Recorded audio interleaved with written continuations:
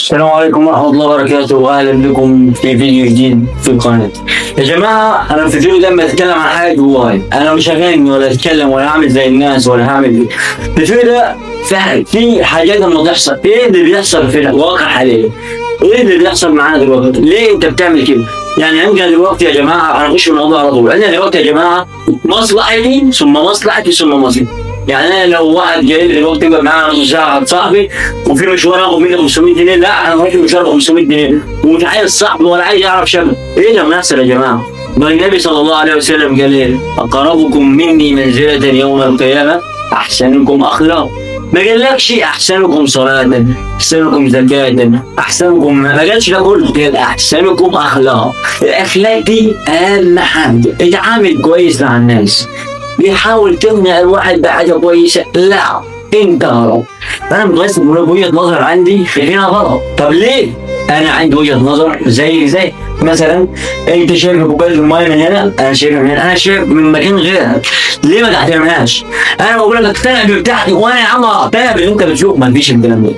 واتكلم مع واحد اهم حاجه مظبوطه. ايه اللي بيحصل؟ يعني ايه اللي هيحصل يا عم؟ يعني ايه اللي هيحصل لو عملت حاجه لواحد؟ ايه اللي هيحصل لو حاجه حاجه؟ ايه اللي هيحصل لو ما فيش معالي حاجه؟ ايه اللي هيحصل لو راجل فين هتقنع بالدين؟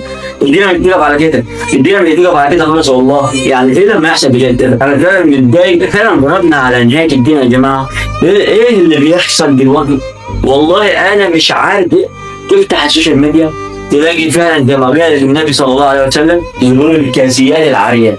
الكاسيات العاريات اللي هم بيبقوا لابسين دول علامه من علامات يوم القيامه. افتح النبي تلاقي رجال متشبهين بالنساء زي ما قال النبي، قال لك ياتي رجال في اخر الزمان تشبهون بالنساء وما هم برجال. احنا دلوقتي اخر الزمان. ليه؟ يعني ليه لو عملت معامله هتخرب الدنيا؟ والله لو اتعاملت كويس ما هيحصل حاجه. لو فوتت دي، لو عديت دي، يعني انا بتكلم مع واحد بحاجه وبقول له يا اخي اعمل كذا اعمل كذا، عايز منك حاجه، لا اهم حاجه مصلحتك. طب ليه؟ يعني انت لما تاخد مصلحتك ولا بتعمل مصلحتك انت كده اهم حاجه مصلحتك في الدنيا؟ طب ما انا فاهمك، ما انت لو اهم حاجه عندك مصلحتك لما تيجي تموت مش هتلاقي حد يدفنك. لما تيجي تموت مش هتلاقي حد يدفنك لو اهم حاجه عندك مصلحتك. فلازم كده لازم تتصل بالاخلاق. حط انا ازاي جوايا عشان الواحد تعبان. طيب يا جماعه انا بصور الفيديو ده والله فعلا انا متضايق وبتكلم اللي جوايا، ودي حاجه مضايقاني جدا. احنا عايزين نتصل بالاخلاق. انا عايز اسال واحد اقول له انت منين؟ اسال واحد اقول له انت منين؟ يقول لي انا عربي من ليبيا، انا عربي من مصر، انا عربي من فلسطين. انا عايز اسال واحد يقول لي انا عربي من كده. مش عايز يقول لي اقول له انت منين؟ انا من مصر. ما يا جماعه احنا العرب، ما عشان تبقوا عارفين يا جماعه الفيسبوك والتيك توك والفيديو اللي انا بصور عليه دلوقتي ده هم عملوا لي عشان يشغلوا بكل بساطه.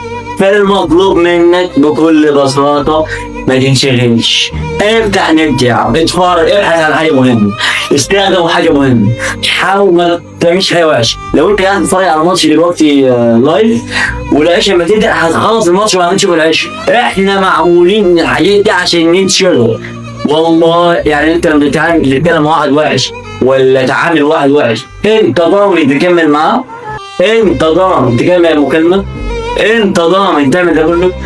اقول لك لسه بسيطه قبل ما اخلص. ربنا قال في القران قال ايه؟ طب بالله مش الضررين، بسم الله الرحمن الرحيم، سنسمهم على الخرطوم انا بلوناهم كما بلونا اصحاب الجنه اذ اقسموا ليصرمنها مصبحين ولا يستثنون فطاف عليها طائف من ربك وهم نائمون فاصبحت كالصريم فتنادوا مصبحين ان اغدوا على حرثكم ان كنتم قادرين.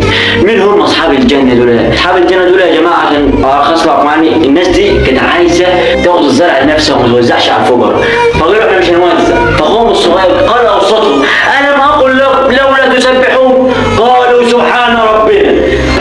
في الاخر قالوا سبحان ربنا، يعني من الاخر يا جماعه هترجع بعينك وتقول انا غلطان. فليه تعمل الوحش بالاول؟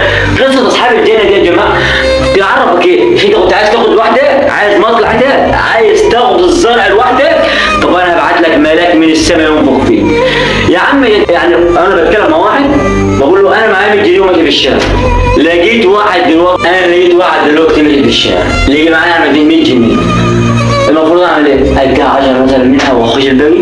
طب انت واحد يقول لي طب تعالى نحكم انا كده، تعالى نحكم انا كده، ايه اللي هيحصل؟ واحد يقول لي انا بقول قصدي انت ممكن تدير 100 ورب مش اكتر. واحد تاني بتاع المنطق يقول لي لا طب مانيش ضمني. طب يا عم انت ما تعرفش اللي هيحصل لك، ما تعرفش ايه اللي هيحصل لك. اختم القصه يا جماعه. كان في واحد شيخ كبير كده كان بيعلم الصبيان اللي عنده، فجاب تلامذه اللي عنده يعني، فقال لتلميذ منهم لو في خليفه من بعدي فهتكون انت.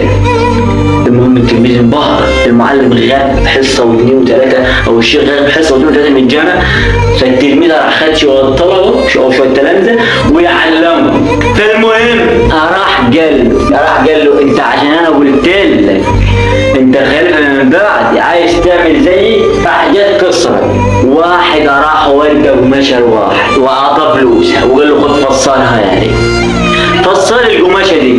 الراجل خد القماشه وفصلها. لو الراجل ده فصلها وقال له ما خدتش منك قماش، ايه حكم الدين في الحته دي؟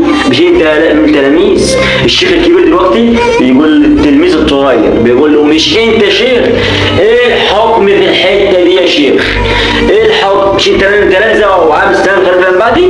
هو عشان انا قلت لك كده يبقى انت عارف كل حاجه؟ المهم الواد لف كده ولا عارف يحلها نهائي. راح الشيخ في الاخر خالص راح له قال له طب قول انت يا شيخ. راح قال له بكل بساطه هيروح للراجل هيدور على الجلابيه هيجيب، لو لبس الجلابيه وطلعت على مقاسه بس دي الدرجه بتاعتك، لو ما لقيش الجلابيه طلعت على مقاسه يبقى الراجل كذاب وما خدش منه حاجه.